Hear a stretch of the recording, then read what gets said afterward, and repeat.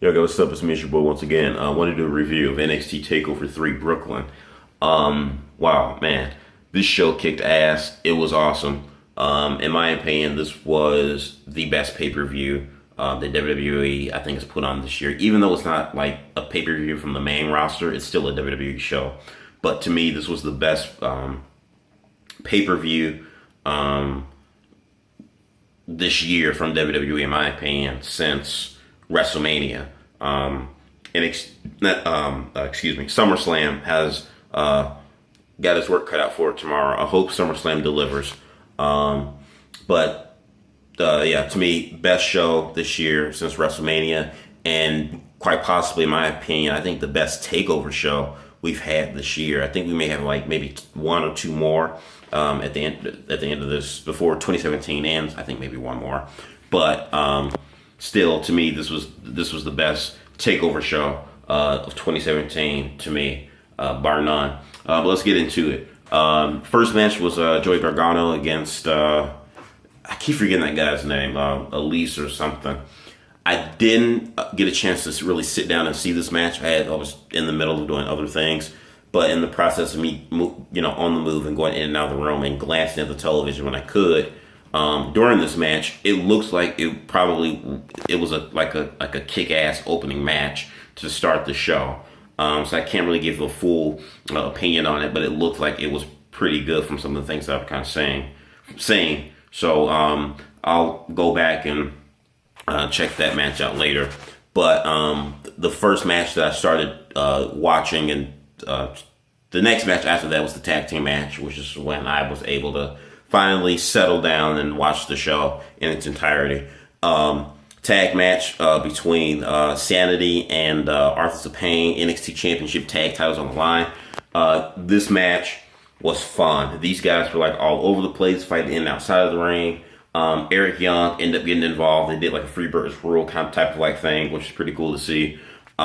These guys were like, like I said, it was like a car crash. It was just these four big dudes, and you have Eric Young going around doing he does, bouncing around. There was one spot where they took Nikki Cross, one of the guys from Authors of Pain. Nikki Cross did like a crossbody. One of the Authors of Pain picked her up, or like was holding her, and one of the Sanity guys just bulldozed with Nikki Cross being in one of the Authors of Pain's arms, just bulldozes them and slams them through or kind of like spears them through a table, 6 spot. So he was out, while the other racer, I think it was, that was in the ring, he got demolished by Eric Young and is it Cyrus or something like that? I forgot the other member's name from Sanity. But anyway, they take advantage. They beat down on Razor. They get the pin. They get the win. New NXT Tag Champions.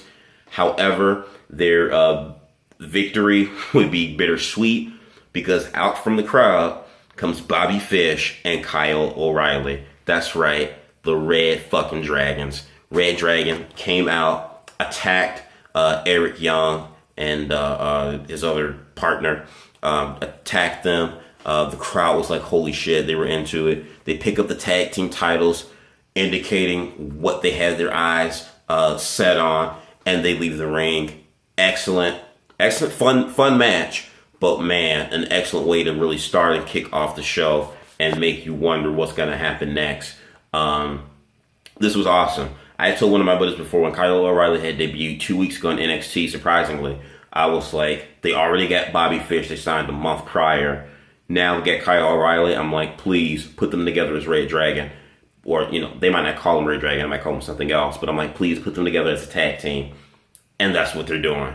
So right call, right move. Excellent way to start off the show. To me, in my opinion, where the show really picked up. Next match after this, we had Aleister Black versus Hideo Itami. This match was brutal. This match was like, watching this match was like, to me, watching a match from like Pro Wrestling Guerrilla or maybe even a match in like New Japan from the junior heavyweight division. These guys were throwing some nasty, gnarly kicks, some nasty dives, some nasty stiff elbows to the face and everything. Black got busted in the nose. It was beat red. But Aleister Black gets the victory. He slaps him with the black mask. Hideo Itami across the face. It was hard. You heard that pop. He gets the pin and the win. Aleister Black, winner. This guy he's different. He's different. I mean, like I said before, I was excited when they signed him.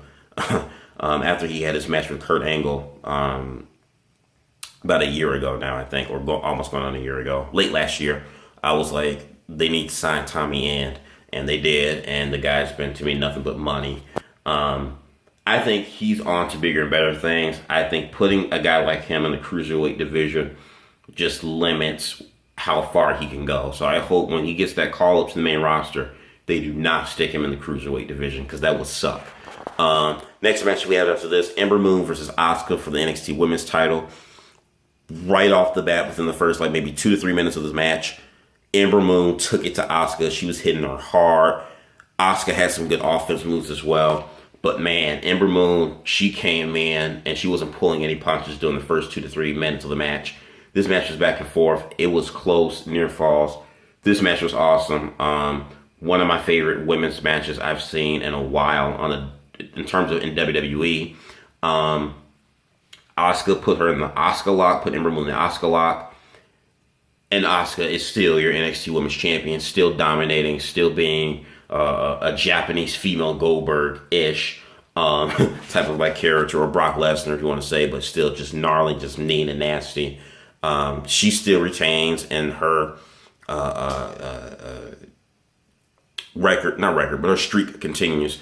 I was for sure thought that Ember Moon was going to get it tonight, even though she may have failed in their first bout. I thought the second time around, this was going to be Ember Moon's night and to get it. Unfortunately, she didn't get it. The crowd gave her a standing ovation and was clapping for her. I think after coming out this match, Ember Moon looked strong even in defeat, because she took it to Asuka. So even in defeat, she looked strong. I don't know what they're going to do with Asuka in the title stand. I don't really know who's next, because in my opinion, Ember Moon was really the only person that I legitimately considered to be someone that was believable and that could beat Asuka and take her. But we'll see where they go there. Then we go on to the main event, Bobby Roode versus Drew McIntyre. I loved this main event for so many different reasons. This was a solid main event because it was just about two wrestlers that they were brutal. They were brutal. They gave some stiff punches, some stiff kicks.